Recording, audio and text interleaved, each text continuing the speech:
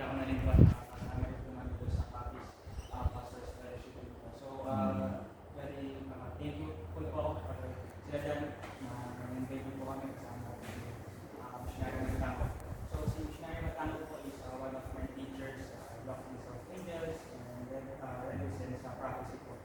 So, it's all the ministry, so wala po silang ginagawa. And then, sabi ko, ako as worker sa church, no, and missionaries are meeting for them. So, and I believe that the heartbeat of God is missions. Ito po sa kita commission din sa atin ng Panginoon. So, I'm helping 100% for the missionaries na humingi ng tulong. Dahil I know that missionaries are sacrificing their comfort zone.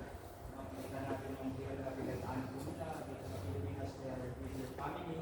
And pagdating po doon sa area in Pilipinas, they are all alone. At magiging isang malaking encouragement po na malaman nila na may mga local Baptist churches sa Pilipinas na tumutulong, supporting them financially, prayerfully. So, I'm praying po na maging open po, maging blessing po ito na na-expose po sa mga magtanong dito sa Aklan. Because we are from Capiz po and magkakaroon po yung mga churches namin. So,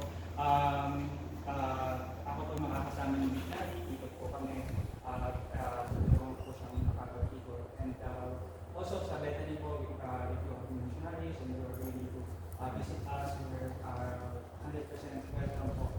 Kasi nagtataka po, bakit walang mga missionaries na bumibisita sa amin sa Panay, so sabi na, malalayo kasi tayo, mga ganyan, hindi pa broad or well-known missions. Hindi, marami ng mga possibilities that we are really open and praying sa atin po, magsimula na ma-open po yung missions.